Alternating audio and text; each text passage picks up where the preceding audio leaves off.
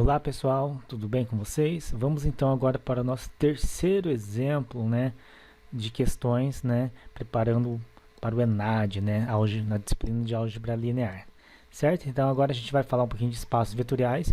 É um conteúdo que não cai muito, né, mas eu achei uma questão ali que trata um pouquinho de dependência e independência linear, né? Eu acho que é uma questão até um pouquinho abstrata, um pouquinho puxada, e por isso que eu achei interessante colocar aqui para vocês, beleza?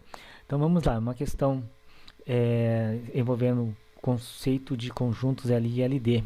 Tá? Então lá de 2011, exemplo 13, ENAD, uma prova do ENAD de 2011. Então, considera o sistema de equações lineares AX igual a B. Certo? Então A é uma matriz dos coeficientes, X é o conjunto de solução, né, caso exista, seria formado, seria as incógnitas X, Y, Z. Enfim, não sabemos quantas incógnitas tem, e B é a matriz dos coeficientes, a matriz coluna, com M equações e N incógnitas. Supondo que a solução do sistema homogêneo correspondente seja única, então eu tenho um sistema aqui, ok? Ele está dizendo o seguinte: se eu substituir por Bzinho, colocar uma matriz 0, 0, 0, 0, ou seja, de modo que esse sistema seja homogêneo, então ele está afirmando que ele tem solução única. Então, o sistema homogêneo tem solução única, tá? Avalie as seguintes afirmações a seguir. Então vamos lá, pessoal. Essa é uma questão já bem abstrata que a gente vai ter que... Eu vou ler aqui, mas a gente vai conversando. Então eu tenho um sistema AX igual a B, certo? Então a matriz A, aqui a matriz X é uma matriz coluna X, Y, Z, T, enfim, que a gente não sabe, né? A gente sabe que tem M equações e N incógnitas, tá? E é igual a B. Aí ele afirma que esta equação, esse sistema aqui, que dá origem ao sistema, essa equação vetorial, perdão, matricial, né, o sistema homogêneo, ou seja, se eu zerar tudo aqui, tem solução única, tá? Beleza? Então, se o sistema tem solução única, então eu já garanto para vocês, afirmo que essa aqui também vai ter, tá? Mas depois eu na hora de conversar e falar, eu vou mostrando por quê, os argumentos. Então, as colunas da matriz A são linearmente dependentes, tá? Então, vou ler. O sistema de equações lineares AX igual a B tem infinitas soluções. Se M, ou seja, se eu tenho mais equações do que incógnitas, então a matriz A tem M menos N linhas, que são combinações lineares de N linhas, tá? E a quantidade de equações do sistema AX igual a B é maior do que equações é maior ou igual à quantidade de incógnitas. Beleza, pessoal, então agora a gente vai com bastante cuidado fazer uma análise dessa questão que é bem abstrata, tá? Então a única hipótese que a gente tem é que o sistema associado a ele homogêneo, né? Se eu zerar a coluna aqui do Bzinho dos coeficientes, ele vai zerar, o sistema tem solução que é única. Beleza, então tá, eu tenho aqui, isso aqui não importa para nós, tá? Importa fazer uma análise de cada alternativa aqui. As colunas da matriz A são LD? Não, tá? Ele está querendo dizer assim, será que tem uma coluna que é a combinação linear de outra, ou que é múltipla da outra? Não, por que não? Como eu posso afirmar que isso é mentira, tá? Porque se o sistema homogêneo tem solução única, isso garante que o determinante é diferente de zero, tá? Então, determinante diferente de zero, C e somente C, tá? O sistema tem solução única, tá? Então, vamos pensar assim, tá? Eu estou pensando numa matriz que seja quadrada, tá? Estou pensando no sistema quadrado, tá? Então eu posso pensar sem problema nenhum. Vamos pensar no sistema de 3×3, né? E daí se eu substituo os últimos termos lá, os coeficientes lineares lá por 0, 0, 0, matriz 3×3, tá? Então se o homogêneo tem solução única, significa que o determinante é diferente de zero. Logo, a matriz original também tem que ser diferente de zero, porque o determinante independe dos coeficientes numéricos, dos termos independentes, desculpa. Então, agora eu vou ler aqui, tá? E como o determinante é diferente de zero, obviamente que nenhuma linha pode ser múltipla da outra, nenhuma coluna pode ser múltipla da outra, ou combinação linear, porque senão vai zerar o determinante. Então, vamos lá. A afirmação 1 é falsa. De fato, suponhamos que a matriz A de ordem 3×3, né, como o sistema homogêneo tem solução única, logo o determinante da matriz A é diferente de zero, tá?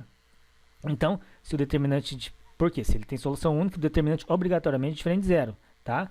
Caso as colunas fossem L linearmente dependentes, então teríamos uma linha múltipla da outra, o que anularia o determinante, que por hipótese tem que ser diferente de zero, tá?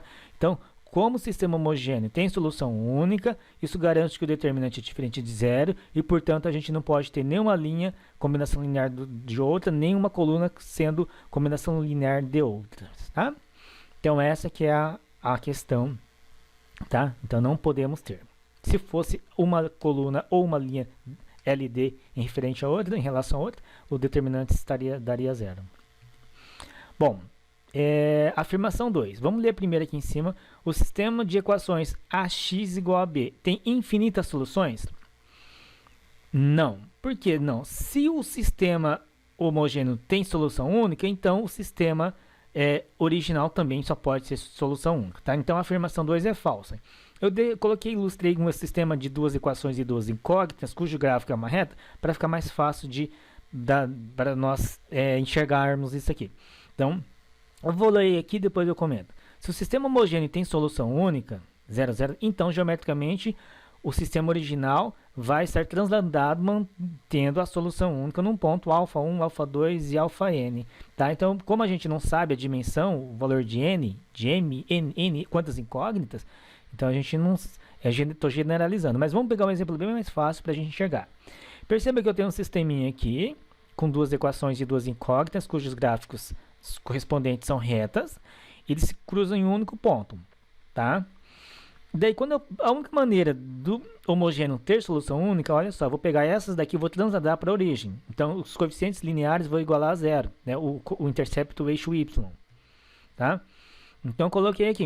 Então, essas duas retas eu transladei para cá, por quê? Eu peguei os coeficientes lineares e zerei. Então, ele desce, a inclinação se mantém, né? As inclinações dessas retas se mantêm. Entretanto, agora elas passam obrigatoriamente pela origem, né? Isso que é um sistema homogêneo, ele passa tudo pela origem. Se fosse plano, passaria pela origem da terceira dimensão. Ok? Então, aqui, como é um sistema... Eu tenho agora aqui duas retas, né, S e I. A única maneira do determinante desse sistema ter solução única é de modo que a interseção entre essas duas retas seja o ponto 0, 0. E se eu calcular o determinante da matriz, né, se eu tenho um sistema com duas equações, duas incógnitas, posso montar uma matriz. Né? Como o sistema, a gente dá para enxergar que só corta em um ponto, então, na verdade, a gente consegue montar um sistema e o determinante é diferente de zero. Ok?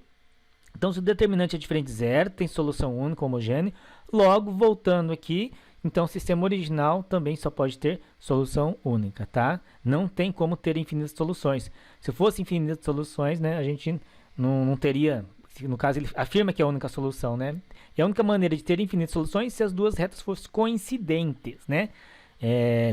Coincidentes, né? Mas aí não seria a única solução, né? Então, contrariaria a hipótese ali.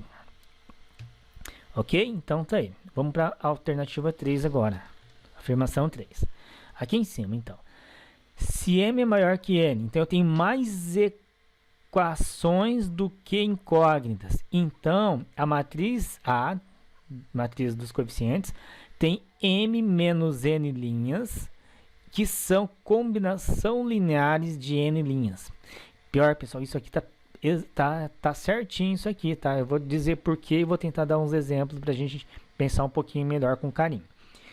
A afirmação 3 está correta. Por quê? Se temos mais equações do que incógnitas, tá? Tem bastante equações, tá? E poucas incógnitas. Então, e como o sistema tem solução única, o homogêneo, tá? Então, estão sobrando equações, tá? Então, tem mais equações, estão sobrando. De modo que essas que estão sobrando são combinações lineares das outras. Por exemplo, vamos pensar assim, nas hipóteses desse problema. Considere um sistema com 5 equações nas incógnitas x e y. Então, eu estou trabalhando com retas no plano. Então, eu tenho 5 retas no plano. E daí, eu trago todas elas para a origem, né? Então, as 5 retas, como... o sistema tem solução única, então aquelas 5 retas vão cortar no único ponto que é o 0, 0. 0, 0, 0, 0 apenas, né? Tá. Então, quando eu for resolver por meio de escalonamento, tá? Agora eu volto ao sistema normal com x, y e 5 equações. tá? Quando eu monto um sistema com 5 equações, a gente, como o n é igual a 2, n de navio é igual a 2, x, y, então eu tenho 5 equações. Para o PA ser igual a PC e ter solução única, obrigatoriamente eu vou conseguir anular 3 equações e vai sobrar apenas 2, que é o posto da matriz, né, o número de linhas não nulas. Então, se eu tenho um sistema com 5 equações, né, e ele já me falou que o homogêneo é possível e determinado, então ele passa pela origem. Então, suponhamos aqui, agora deixa eu passar aqui, que eu tenho 5 retas e um único ponto em comum.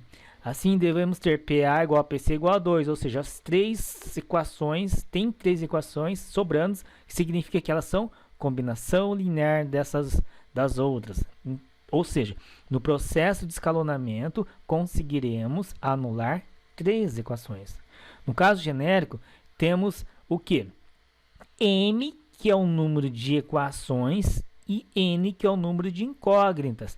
Então, a gente vai fazer a diferença de M, que é as equações, menos as incógnitas, que vai dar justamente as que estão sobrando, que são as combinações lineares das outras equações. Aqui no caso, o exemplo que eu mostrei, eu tinha 5 equações e 2 incógnitas. 5 tira 2 é igual a 3, que é justamente as equações que estão sobrando, que são combinação linear das outras, portanto, por isso que eu consigo zerá-las, ok? Então, já é algo também bem abstrato, né? E por último, vamos para a afirmação 4. A quantidade de equações do sistema AX igual a B é maior ou igual à quantidade de incógnitas. Lembra que o sistema tem solução única, tá? Quando eu tenho muitas equações, significa que a gente consegue ter um sistema com solução única, tá? Agora, quando eu tenho poucas equações, tá? De um modo geral, ou não tem solução ou tem infinitas, tá? Então, eu vou ler aqui com bastante cuidado. Então, muitas equações pode possibilitar num sistema possível e determinado, portanto, única solução. Agora, muitas incógnitas e poucas equações, de um modo geral, ele tem infinitas soluções ou, de repente, até nenhuma, tá? Então, vamos ler para ver se a gente consegue abstrair melhor essa ideia, tá? Então, a afirmação 4 está correta, tá? Então, por hipótese, vamos lá de novo aqui. Por hipótese, o sistema tem solução única.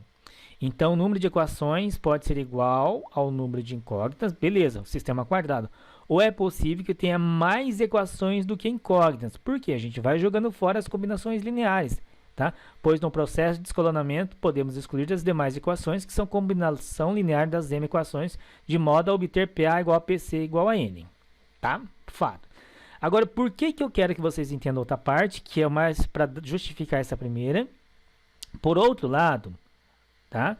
Poucas equações e muitas incógnitas, ou seja, se eu tenho mais equações, perdão, poucas equações e mais incógnitas, geralmente implica em infinitas soluções ou de repente nenhuma.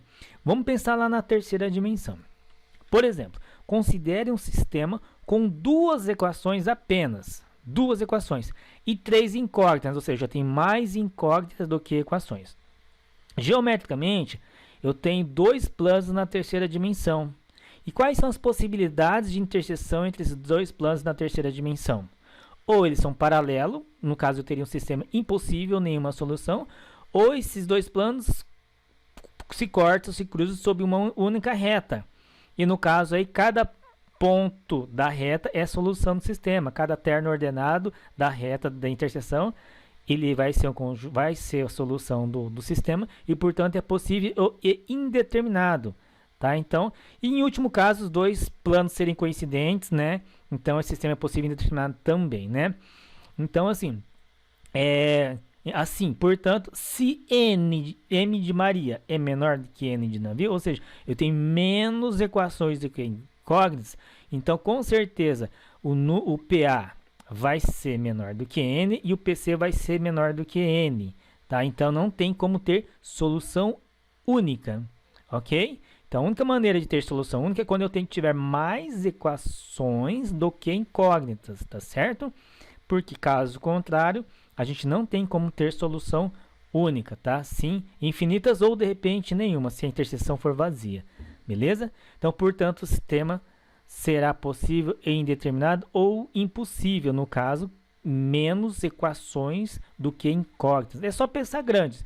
Se eu tenho ali um sistema com 2 equações e 10 incógnitas, né, gente? Eu tenho um sistema, como que você vai escalonar isso aí? 2 linhas ali, se o n é igual a 10, por exemplo, e eu só tenho 2 equações, então PA e PC vai ser no máximo igual a 2, sendo que o n de navio é igual a 10. Então não tem como ter uma única solução. Ou ele é possível indeterminado, ou ele é impossível.